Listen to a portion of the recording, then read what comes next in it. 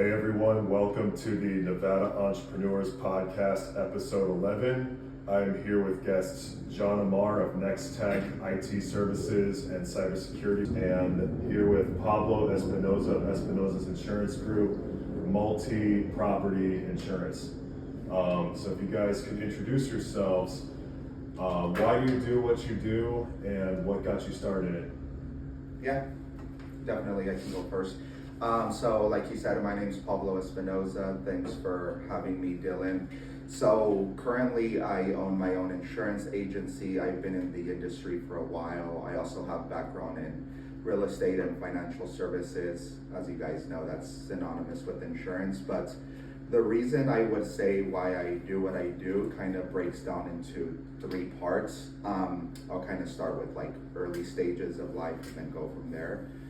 So growing up, I don't come from money at all. I didn't grow up, with money. I grew up seeing some people struggle financially and things like that. So with insurance, the initial thing that originally kind of caught my attention about the concept of insurance and, protection and indemnifying you financially is a lot of people can't afford, a lot of thousands out of pocket growing up, or if an unfortunate situation were to occur and they have to pay $10,000 to fix their auto or $20,000 to fix their roof or home, most people can't just take that. Like, what do they say? I forget what the statistics are, but most Americans can't afford an emergency expense without taking out a loan or something. So I just remember growing up seeing people worry about financial struggles, like, hey, if this were to happen, how am I going to pay these $15,000 cash?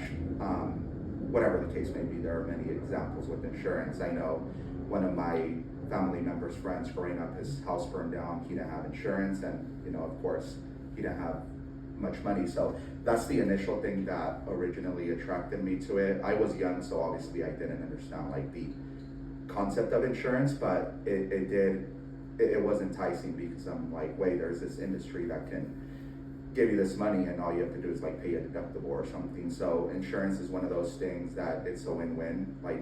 Obviously it has some stigma. There are some people that talk bad about it, but the insurance companies get the premium, which most people can afford a monthly premium, and then they get reimbursed for a $20,000 expense. One of my family members' friends the other day, something about their transmission or something, they had a $10,000 expense, and they were saying how insurance really got them out of that one. So long story short, that's what initially attracted me to it.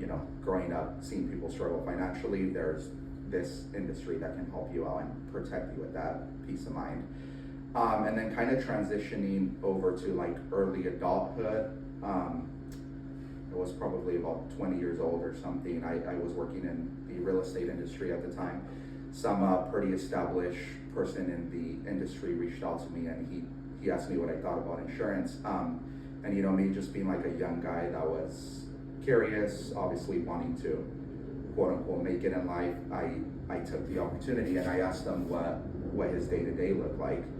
And this one is not as deep as my childhood, but he told me that his day-to-day was just going around having lunch with people, playing golf. He had many years in the industry, so he could afford to just earn those residuals and pretty much play golf with high value clients. And as a 20-year-old man, I'm like, wait, I want to do that. That sounds exciting, to have as a career path. Obviously you have to put in the work first, but that's what kind of actually got me to get my licenses, certifications, stuff like that.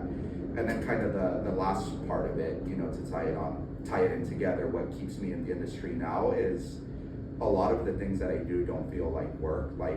I know that sounds cliche, obviously there are some things that are hard that I do, but I'll give an example. The other day, actually I can't remember when, so probably about a month ago, but some networking group asked me to speak at one of their events. It was Your Friends in Real Estate event, so great opportunity to network being in the insurance space. And it was a really nice event. It was free food, dinner provided, raffle prizes, open bar, stuff like that. And they asked me to speak, and they had a nice banner just like you do here, Dylan. There was a red carpet and everything. So it was like a 3-hour event. In a traditional job, working 3 hours, most people don't really, like what they do if you're like a traditional employee. So I had a lot of fun at that event. I was able to, meet people. I ended up generating business off of that, had a lot of fun, was able to speak there, free food, stuff like that. So that's one of the reasons I stay in and out, like throughout my day to day, it's a lot of fun. Like your event's still into Nevada entrepreneurs. I've been to those, of course. I meet a lot of great people there, and when you're just out socializing, going around the city, especially a place like Vegas, it doesn't feel that much like work to me. And then, kind of ended off with like saying, owning your own insurance agency, as you guys know, it's scalable, so it has a lot of potential if you put in the work. And kind of tying it in for my childhood, since I don't come from money, I eventually want to build generational wealth off of that. So it's a really great industry that I enjoy being in, because I am helping people while educating them, while also having fun along the way, and preparing for my future financially. So that's what got me interested in doing what I do. Nice, man. Yeah, it's for a purpose. Yeah. That's what really makes a difference. And anything else you want to put, or John, you want to start on yourself? Tough to follow on that one. Really one, but so my name's John Amar. I'm owner and founder of NextTech, IT Consulting and Managed Services. So what I really do is I help small businesses support their IT. We talk a lot about cybersecurity, but I do general IT. And what got me into it?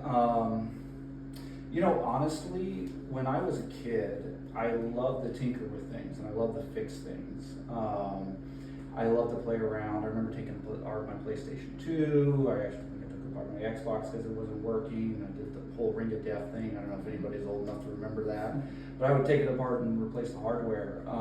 So I've always been fascinated by those things, and it was really important for me when I was growing up, well, as a teenager, being able to do that, because when my parents got divorced right around 13, we moved out here to Las Vegas, and it was my mom who was supporting us. My dad was no longer in the picture, he wasn't around, so we didn't really have a lot. So that love of being able to tinker and fix things and repair things is kind of how I actually got to have things. I didn't get to go out and buy something that was brand new that was working. I had to find things and just make them work.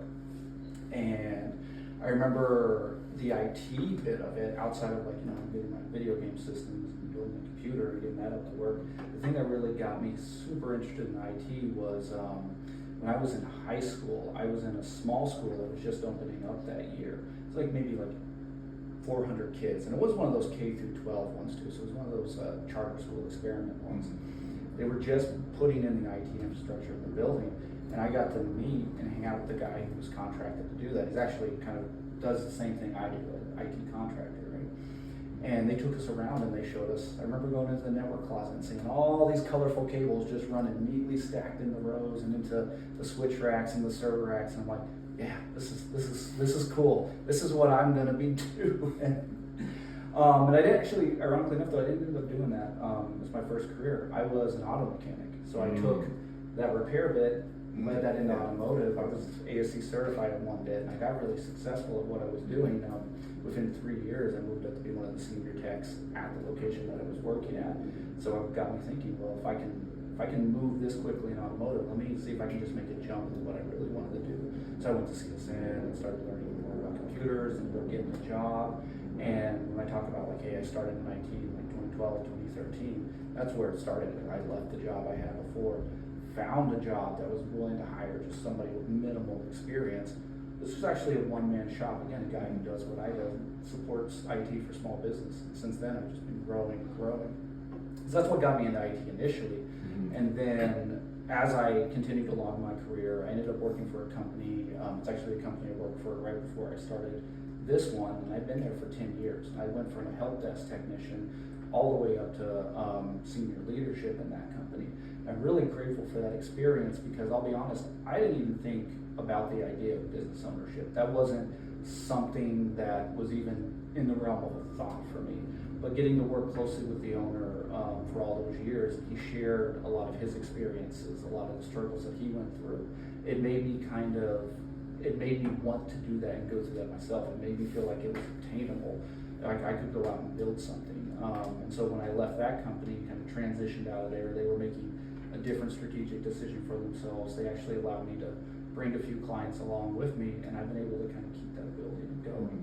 But why do I continue to do what I do? Because I love, one, helping companies solve problems, and then I love to work with small business owners who are trying to build that dream that for the longest time I didn't even think was possible for myself. Help them succeed and move forward in that. So the main goal is, how do I make technology work for small businesses like it's promised to work? You know, you see all these that people will talk about, yeah, if you're using computers, you're using SaaS software, it's going to save you all this time and make you all this money. And when the rubber meets the road, a lot of times it's really confusing. People don't know how to deal with that or manage it or what they should be putting their money into. So that's what I focus on helping people with. I'll support it. I'll help you make the right decisions. We're going to secure you to make sure everything's protected, and then we're going to set you up for success moving into the future. Nice. Yeah, that's awesome, man. Yeah, I mean, I can only imagine the millions of dollars you've saved companies, you've helped companies make, and the amount of outsourcing they've been able to do thanks to your guidance. Yeah. Yeah, like you were talking about with just, you know, all this stuff that can make them more money, but also like help them cut some costs, and imagine too. And then, you know, they don't have to do everything by themselves either. Absolutely. They can figure out how to do it right. Because when you're doing too much by yourself, then you're just, that's too much time that you put in that you could have put into more production. That's why having a team is important, for sure. Yeah. So that's great. You guys are in it for real purpose-based stuff, and you guys genuinely want to help people, which is, you know, what they say, when you enjoy what you do, you don't work a day in your life. Yeah. Yeah.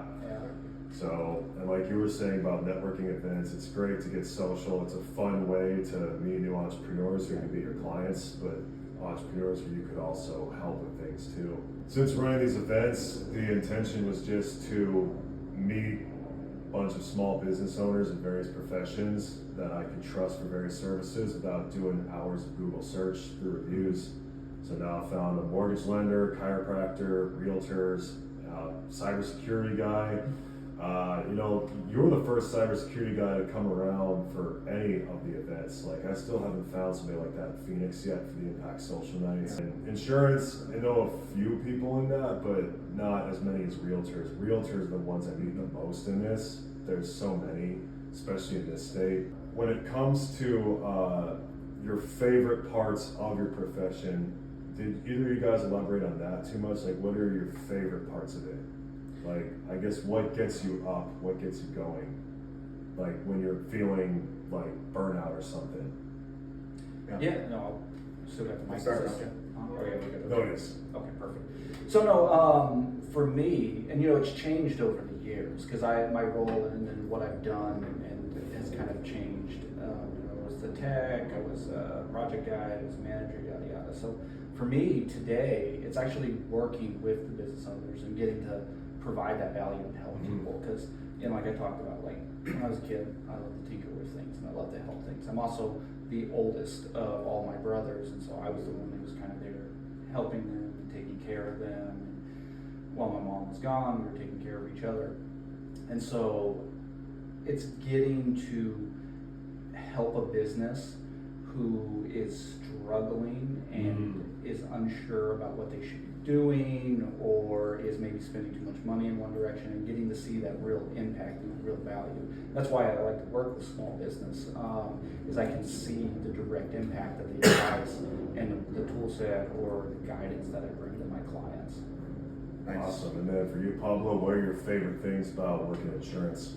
Yeah, what keeps me going selflessly, I would say definitely the education piece of it. So I do have a claims background as well before I started my own agency, and I just remember like walking people through the process and them being satisfied, like, oh wait, you know, I'm actually being protected here, where they really see the purpose of insurance and where they really see the reason why they pay a premium in the first place.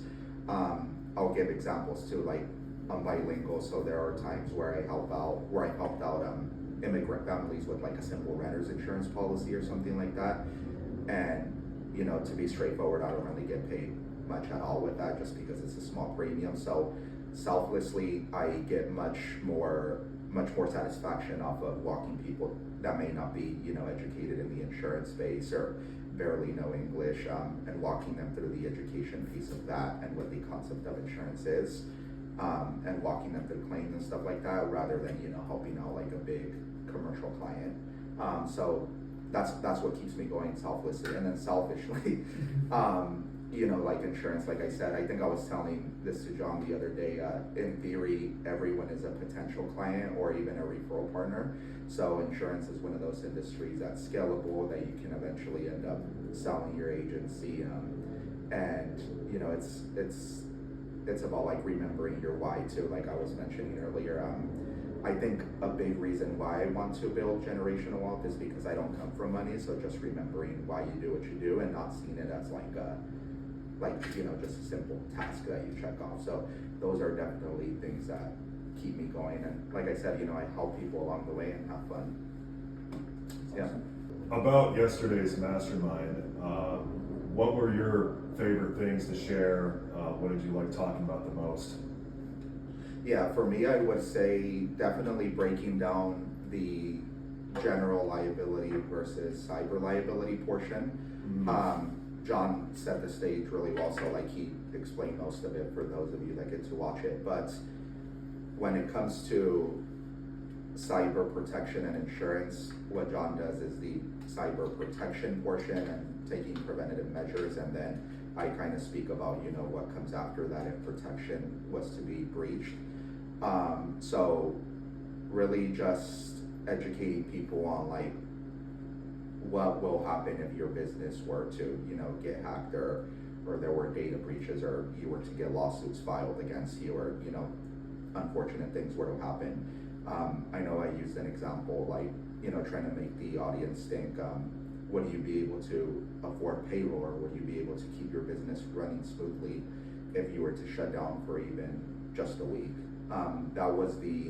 That was my favorite part, just because it really like makes people think about real life scenarios and hits home like, oh, I have kids to raise, I have a family, and a lot of small business owners can't afford to go a week without having their business running. So that all ties into insurance and cyber protection. So that was my favorite portion. So, yeah. No, I love getting up and talking about things that you can do today to take home and protect yourself and your business, and make it so you can sleep better at night.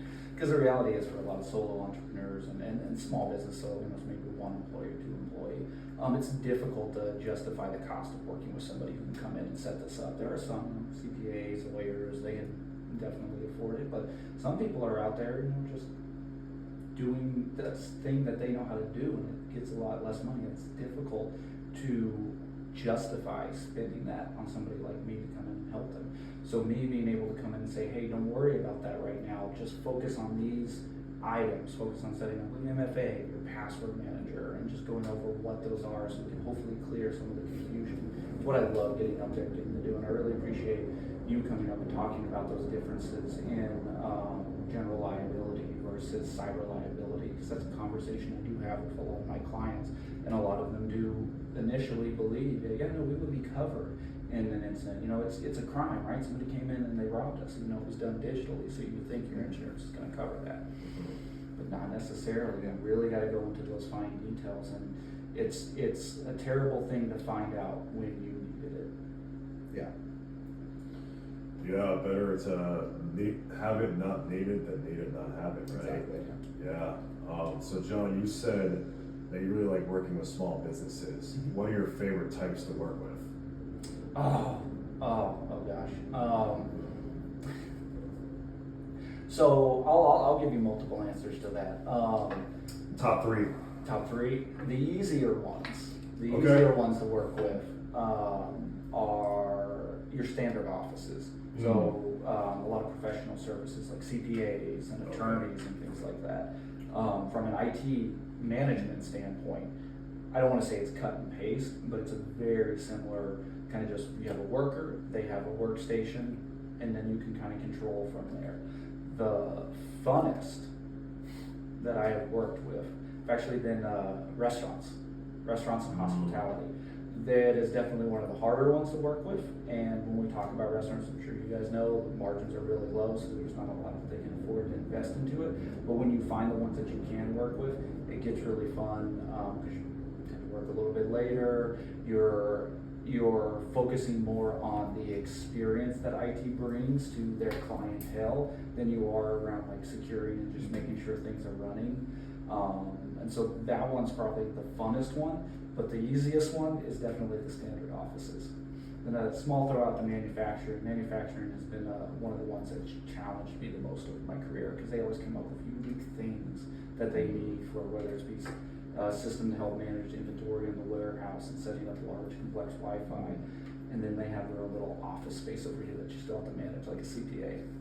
All right, so offices are some of the easiest and your favorites, and then restaurants are some of the more complex, you're saying? Yeah, but can also be the most fun. That can be the most fun. Yeah, and then manufacturing and kind of warehouse and industrial tends to be the most challenging from a technical standpoint. I guess one of your least favorites. Least favorite industry to work with. I don't have one. You know, I try to find. Not even car salesman? No, not even car salesman. Well, to be fair, actually, I haven't worked with them. I've worked with ancillary companies, so I don't know. Oh, But, yeah, okay. I've worked with companies that support them, but I haven't worked with car salesmen. I do know a couple of people who do it, and frankly, they're kind of actually standard office. So. Okay. Well, that's awesome, man. And then Pablo, what are your favorite types of insurance to work with, and what are your favorite type of industries to work with?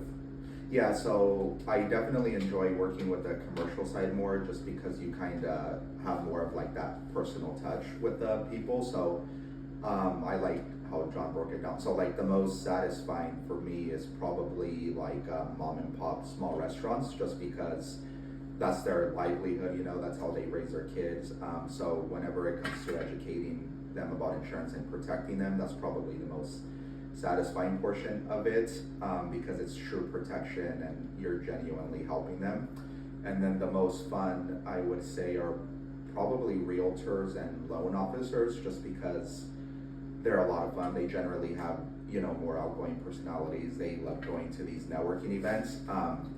And it kind of touches on what I was speaking about earlier, but I enjoy those because a lot of these networking events and working with them, it doesn't feel like work. Like, I much rather, you know, go to an event and chat with realtors or network with them in person than sitting behind a desk and having people call a 1-800 number just for you to help them. So those are definitely fun, just because they're always out doing something. I've collaborated with quite a bit of realtors and loan officers, so we help each other's businesses out, and it's also a lot of fun at these events. Yeah.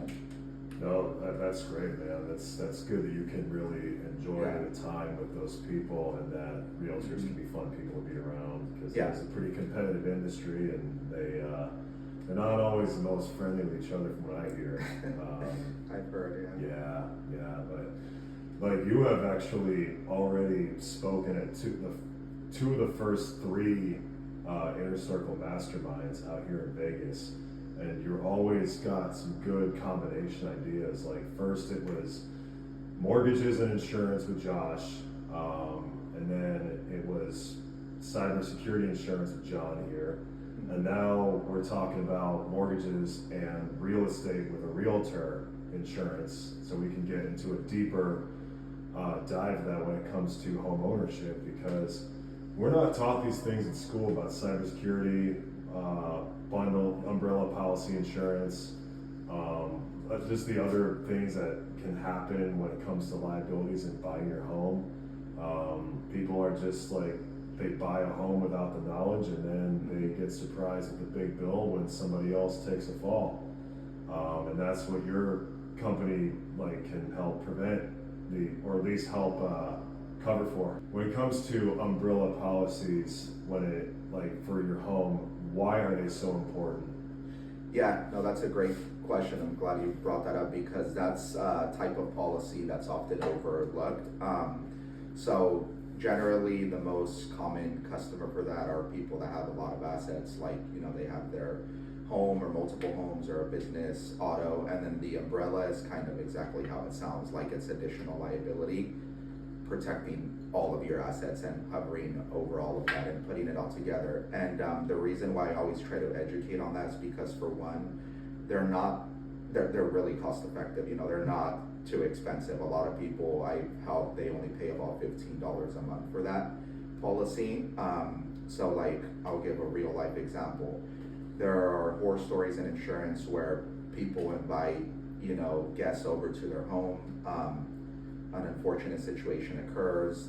If they have risk exposures like a trampoline or a pool, or, you know, the neighbor's kids come over, things where you're exposed to potential injuries. Like, there have been times where people fall in the pool, crack their head, they sue the homeowner, and you know, throughout the entire court process, they end up finding out that they're being sued for $1 million, and a general home policy doesn't cover that. A lot of times they have less liability, and the average person doesn't have $1 million lying around in cash, you know, just ready to spend. So that's where an umbrella can really get you out of, you know, some sticky situations. Like, I know I was giving some examples when I was speaking at that mastermind with Josh. It's, like you said, it's much better to have it and not have to use it, just because it protects that peace of mind. So if you do have a lot of assets and people try to come after your homes or your businesses, just because, you know how people are nowadays, they try to sue for anything. Like, if someone's trying to sue you for $1 million, might as well have a policy that you're paying $10, $15 a month for, and have your insurance take care of it. That's one of the really good examples that I could use where insurance really does come in handy. Yeah. So, now that's it. Mind if I ask a question? Oh, sure, Yeah, I'd always thought of umbrella policies as more of like a bundle, and you're just bundling under one insurer, but it's actually adding more protection than what a standard policy might have. Yeah. So the bundle thing comes in where a lot of insurance companies do require your auto and home to already be with them for you to even be able to get an umbrella. But an umbrella, to simplify it, it's essentially an extension of liability. But when you talk about the word liability, like when it comes to insurance, a lot of people don't really know what that entails of. And when I first got in insurance, it really opened my eyes on how many things it can protect you from. Like that example I was giving, there are times where people get sued because things that happen at their home. Another example I could give is, like, there was this horror story of a guy that it was an honest mistake from what it sounds like. He rear-ended someone. The person ended up passing away, and then they tried to sue him. The family tried to sue him for all sorts of things, you know, rightfully so, like pain and suffering. I'm not going to get into all the details, but there were so many, you know, things that went into that court case. And he initially thought it was something as simple as, I hit their car, so my insurance is going to pay $5,000 in property damage. But it ended up being this whole big thing where they were trying to sue him for like $15 million. Wow. And I think it was through Geico. Shout out Geico, I have a contract with them. But yeah, his insurance, his umbrella policy ended up taking care of it. Like, somehow they, you know, fought it in court. I don't know how much he ended up paying out, but he had a pretty big umbrella policy of like $5 million in liability. So, like, I put these examples where another reason I work in insurance is because it has to do with pretty much every situation in life. There are a lot of things that there are a lot of unfortunate events that people encounter that even if you don't think insurance will be involved, it can definitely be involved, and it can get you out of a lot of financial situations. You know, like that guy, he had like $5 million in protection, and yeah, that's what an umbrella policy is.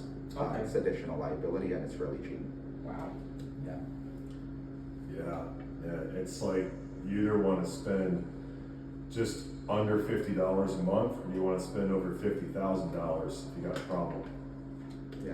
Well, 15 million according to this, right? Yeah. Yeah, I mean, that's what I'm Forget the saying, numbers, like, yeah. throw some numbers out. It's I mean, amazing. it's pretty minimal expense. I mean, that's like, what, the cost of 3 coffees a month or something? Less? Yeah, exactly. I think the general standard tiers in umbrella, every company's different, but it's like 1 million, 2 million, and 5 million. But yeah, like, most people don't have that cash, obviously, so it's a good idea to at least get educated on it. Oh, absolutely, and that's what these masterminds are for. Yeah. Educate, and and then take the action steps afterwards in your business and your life.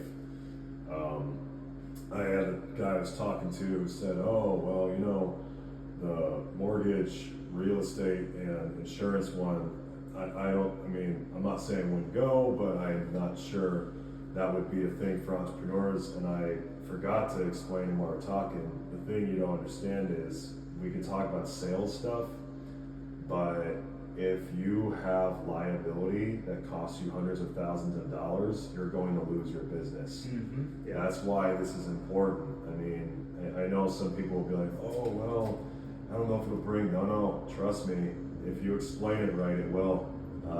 If you guys don't want to lose your business, you got to make sure that your life is also well balanced out. That's why we have guys like Dave sharing about their fitness stuff, because if your health is not in order, your business is also going to fail. So when you don't have the right insurance outside your business, when you don't have the right cyber protection in and out of your business, when you don't have the right health, you know, just in your body, then you're going to have a lot of problems in your business. Your productivity is going to be awful, and you're going to be losing money. So when you can get all that stuff in order for very reasonable rates too, they say get your house in order. It's not just like cleaning up your house. It's actually like getting your you know what together. Yeah. And just taking care of it and making sure that, because if you don't have a life outside your business that's balanced, then how do you expect to stay an entrepreneur very long? That's part of why, 90% of businesses fail in the first 5 years? Yeah. Two, isn't it? I think in the first even year or two, yeah. Yeah. Jeez. It's even Yeah, worse no, than I thought. the first year is a huge milestone. The second is even better. Yeah. Yeah. So, you know, cyber protection, insurance protection, real estate insurance protection. That's our inner circle link is right down there below. So any of you that would like to get more educated on all this stuff, just fill out the application. We take 5 members a month. We want to keep it for the most serious and most dedicated entrepreneurs like you guys. You two are the 2 of the first people ever sign up for it, the inner circle, and Nice. join. What do you guys like about being in the circle yourselves? Like, what do you get out of it? What is your favorite part about it, if you want to touch up on anything? Yeah, so for me, definitely the providing value piece and just the overall atmosphere at your events.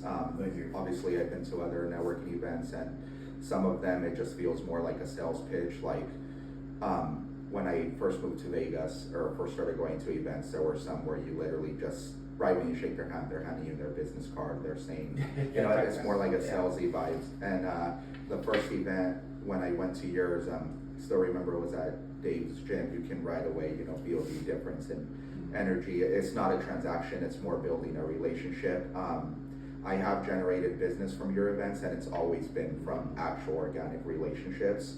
Everyone there seems like they're genuinely, you know, trying to provide value, especially with the mastermind piece. People take time out of their day to educate. So yeah, in short, it's definitely the selfless piece of trying to help someone instead of, you know, trying to treat someone like a number and just treating it like a transaction. And like I heard someone say the other day, they were talking about like the law of reciprocity in insurance. So whenever people at your events, whenever everyone's trying to help, everyone's gonna get something out of it.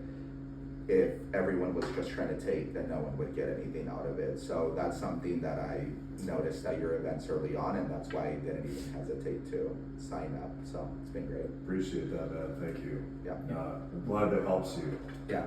And the difference between the masterminds and then the other public networking events is the masterminds are 1 full hour deep dive, sometimes 40 minutes. You guys went pretty quick, but usually like a long form, not 15-minute, like much longer presentation where you audience participation and Q&A sessions, and it's less networking, more education versus the public ones on the first Wednesday, which are more networking, less education, but you still have some education in there.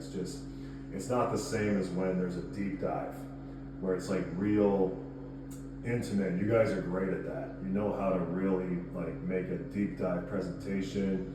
Was that PowerPoint? Yeah. Yeah, Yeah. that PowerPoint Yeah, was that's great. PowerPoint. No, that was great. I mean, the slides were awesome, and it's like really the way you presented it and just took your time, but didn't like drag it out. You guys do a solid job at that. Like, and that's important because we don't want to get people bored at these, but we also want people to pay attention and learn at these. So these masterminds have been fun so far, and the more of you that would like to join, please do. We are focused mainly on quality over quantity at this inner circle because this is a very serious group of very serious, dedicated entrepreneurs that truly want to give, and a lot of them like to give more than they get. They don't expect anything particular in return. That's a big part of these events. That's a big part of why the public events even cost money, because when they're free for all, that's where I've noticed the most business card, like shove your business card in my face type of attitude. Those are where you get a lot of takers. I mean, if you don't want to profit off your events, make it all for charity, but there's got to be something that vets out the people that are just there to take. Because if you got a bunch of people there to take, then the other serious people are not going to want to come back as much, because they're going to be like, hey, why do you have all these transactional people come through? So appreciate you guys being in the inner circle. John, anything you wanted to touch up on? No. Actually, Okay. do you want me to answer? Like, Yeah. If you wanted to provide your input and what you got out of the circle, sorry if I didn't let you. Oh, say that. no, you're fine. Yeah. Yeah, you're fine. No, you can get in a rhythm, you get rolling. But Yeah, no, yeah, I'll 'cause- break it into two. So for the inner circle, just getting the opportunity to hear from other local business owners and experts in their field and learn from that is huge. You always bring somebody in who knows what they're talking about and is obviously making a living off of that. Yeah. And that's a big thing. I do like the long form of it and the interaction there. That's great. And then going back onto the networking events, I think the first one I went to of yours was October 2024, and we were at Yeah. Beer Zombies. And I Yeah. remember I was blown away by how you had the people there participating in it. You gave businesses an The opportunity. stage to fright come challenge. Oh, that was it. I was going to get to that, and I did the stage fright Oh, yeah, challenge yeah. there. I forgot about That was one of the first times I got up and actually talked to people about my business in front of the Yeah. crowd, and so stage fright challenge I'm a huge fan of. So I just want to call that Seth out. and Rob did a great job with that. They did. Yeah, they were awesome. Yeah. And then my friend from Utah just sharing his story. That was some powerful stuff in the stage fright presentation. I really appreciated him. Yeah, no, that was a fun one. That was only the second event that we had ever had. And it was smaller, but still a good turnout. I mean, when it's only your second event, you can't expect too many people. People are just getting to know you. They're monthly events. But the turnout's been getting bigger and bigger. When you were at the New Year kickoff last year, that was a pretty solid one. It was double the one we had in October. Oh yeah. Yeah, had people coming in from Arizona to speak and share about branding. Yeah. And my friend Dave was, you gotta meet this dude someday. He's got like the one with the Boston Yeah. accent. Was he the one who did the block thing? That was No, that was Travis. Travis. Travis. Okay, that was Travis. Walter. Oh, Yeah, he's based out of Arizona, runs Gotcha. amazing events every month. But yeah, he was the one talking about how he saw the exotic places like Texas and Mississippi when he was in the Air Force. And then went on to say he went to real exotic places like South Korea and others when he was in it. Yeah, no, he's got a pretty animated personality. He's pretty hard to forget. But yeah, and the venue was great. I love Horse Trailer Hideout. Shout out to them. Yeah. That back space is amazing. I've gone there a couple times just because you introduced me to it. Wow, just to Same. go out for drinks? Yeah, just Yeah. go out for Oh, I drinks. love Yeah. that. I went Well, on you know one what? time after your event. Marissa, you're welcome. Yeah, no, the ownership there are great. Like, they have been super accommodating with me at these events. Over there, I try to go at least 4 times a year to host. And the back patio space is amazing. Hell, the game room when it's too hot out is great too. Oh yeah. Yeah. Yeah, and then as far as our friend Josh, that rooftop in Henderson Oh, yeah. is amazing too. really appreciate him always putting us up there because the views are so amazing. Beautiful space. Yeah. You can see the whole valley. Definitely. Oh yeah, 360 views. Yeah. I always take I love videos it. when I'm up there. But you went on and touched up on the inner circle and the public networking ones. Yeah, no, thank you for your input on that. I'm always trying to make these better and better, and I do appreciate the team of promoters like Trisha and space hosts like Josh, and then even guys like yourselves who are sharing really powerful educational content that's adds more value to businesses than I think most industries do. Because, and I'm not going to talk down on them. I'm just saying that like cybersecurity is a massive thing, dude. It is. And so is insurance. Yeah, I mean, those are huge. If you don't have much knowledge of that and you got something that happens to you, ooh, yikes, that's a problem. Is there anything you guys wanted to close out with? Yeah. I mean, I'll just say again, thank you for all the opportunities to speak, and thank you for providing this networking space and getting to meet all the different people. I mean, I would have met Pablo, would have met yourself, would have met all the great Trish, I would have met all the great people you had to set these up. So really appreciative of that. Hey, no problem. Thank you, John. And then Pablo, is there first of all, where can they find you at on your social media, your website? Why don't you share with us your links? Yeah, so they can find me on Instagram at Espinoza Insurance Group, and I'm also on LinkedIn. Instagram is probably the site that I use the most. And obviously you can reach out to me with any questions, free consultation of course, but as far as what John was saying, I'll just reiterate that like I wouldn't have met a lot of great people if it wasn't, for your events. I like to use Trisha as an example too because she's amazing at Networking queen. Yeah, and so if you're watching this, shout out Trisha. Yeah, shout out Trisha. I've gotten a lot of people. I've gotten introduced to a lot of people that I met at your events, and then it's just a dominoes effect. I end up meeting a lot more cool people. So those events are great, and I enjoy. I appreciate you having me. I enjoy participating at your events just because. Whenever you're providing value, great things are going to happen. No, I appreciate you, Pablo. And yeah, we cover a wide range of insurance topics. So, John, where can they find you at on your links? Yeah, so I'm primarily on LinkedIn, and so if you go search for Nextech Vegas, and that's Nextech NEXTTEC. Thought that'd be a lot simpler when I was getting it originally as the domain. Or you can check out my website, again, that's nextech.vegas, or even email me, just john@nextech.vegas. Awesome. Well, thank you guys. And then you can find us Instagram, Nevada_entrepreneurs, the out-of-state events, Impact Social Nights. My personal page is Dylan Rosner, DYLENROSNER, Nevada-entrepreneurs.com. Those are the main sites right now. I want to thank you guys for being on episode 11 of this. These will be weekly releases now. Got numerous guests lined up the rest of the month. So please like, subscribe, comment, share, and let's spread the word on these events and what Nevada Entrepreneurs is about. So thank you all for tuning in. Thank you guys. And any other closing thoughts, or are we good to go? We're good. We're good. All right. Thank you all. Thank you.